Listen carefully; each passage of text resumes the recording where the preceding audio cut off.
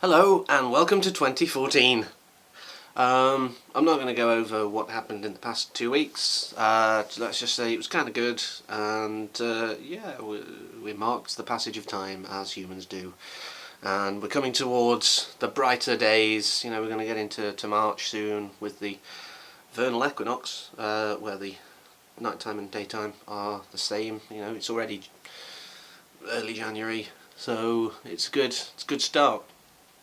But what I really wanted to sort of talk about is not, all about the winter festival of choice, but phrases. Phrases are strange creatures, and for many years I've probably counted myself a bit of a philologist, which, if you don't know what that is, then that is a lover of words, and also etymology, which isn't the whole insects thing. It's the origins of words. I think the two really almost go hand in hand. It's hard to be one without the other. So what I was originally going to do was to look at a few choice phrases that, if taken literally, are very bizarre, and look at the origins of them. Now, the first part, simple, because it's all, well, let's just see what this actually breaks down as. But the harder part is actually finding origins of some of them. I mean, I do have, obviously, an internet. This isn't beamed to you through magic. Sorry to disappoint anyone. And I also have books at my disposal that I purchased years ago. So, you'd have thought that in there would have been something, but no. A lot of them, I think, literally just come about. Someone just comes out with a phrase. Particularly the more euphemistic ones, and that's it, that's done. No more thoughts given to it, ever, apparently, apart from by me, over the past few days. Because the main one was, I'm going to try and keep this, sort of family friendly. It was basically copulate with waterfowl. Yeah, like cook a duck, but with a different starting letter. And I was thinking, like, literally, ow, for the duck. I was quite sad, just thinking of that. It was poor little creature.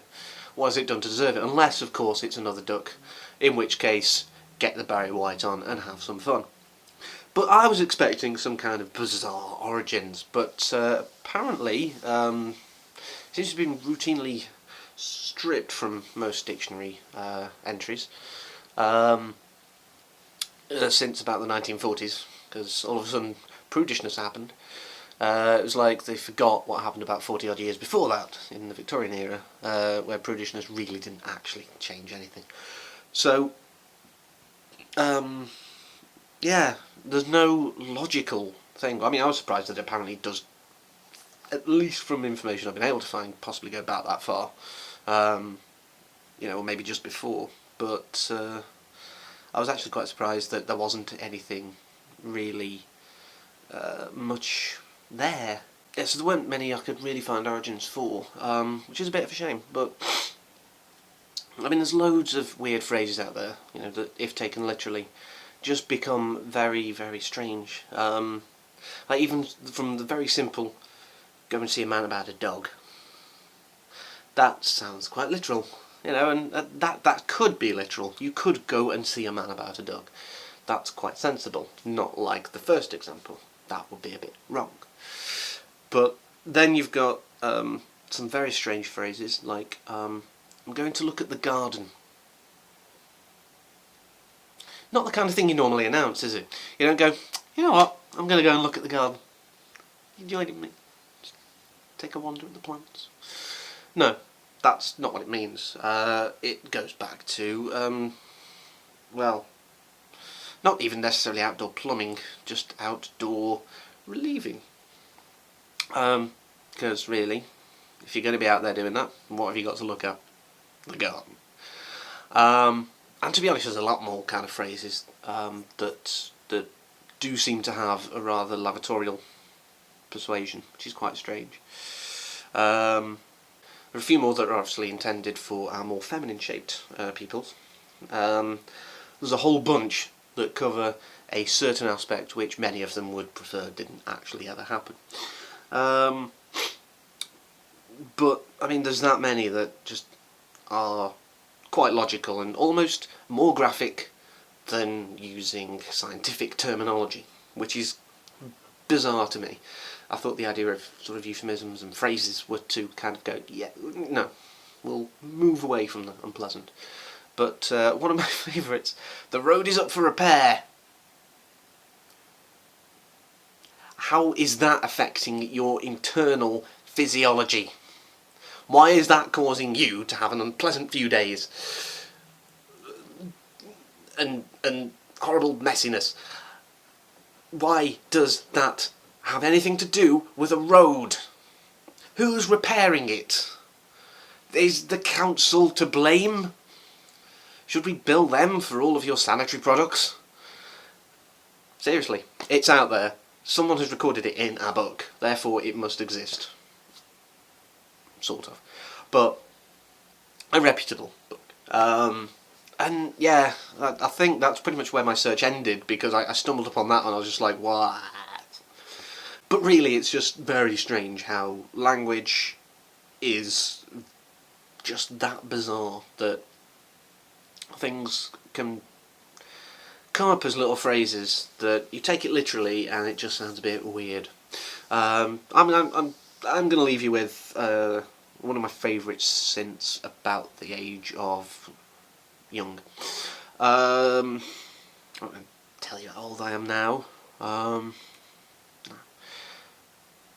I'm going to leave you with one of my favourites that's kind of been on my list, as it were, since I was quite young, and it's taking it away from, because it's not just the English who have the monopoly on this. No. What I stumbled upon during French, and some of you may also obviously know this who studied French, or of course, if any of you are French, salut.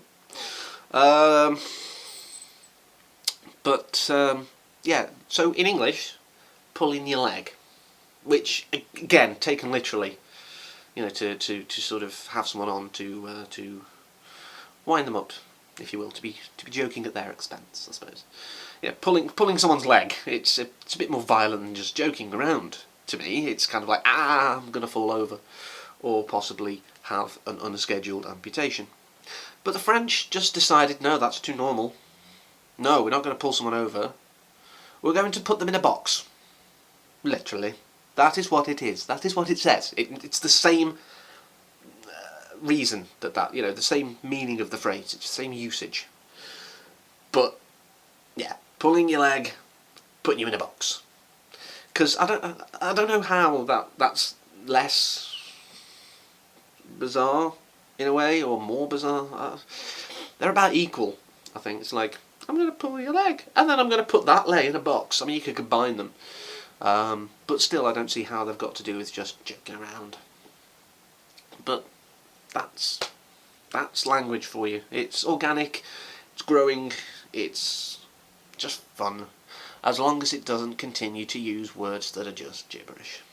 If you've got any suggestions of words, whether or not you've got the origins, because it didn't work out for me, just drop them in the comments below, and hopefully we'll all have a good laugh at the bizarreness of language around the world. International ones more than welcome.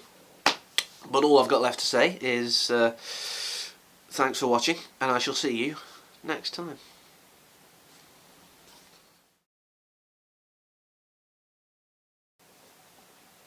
Hello, and welcome to 2013. 14. But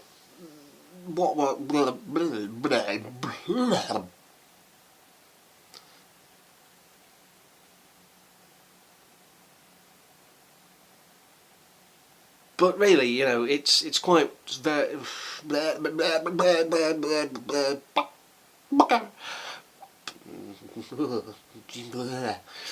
Try that again. I'm not doing that. I'm not doing it. No. If you've got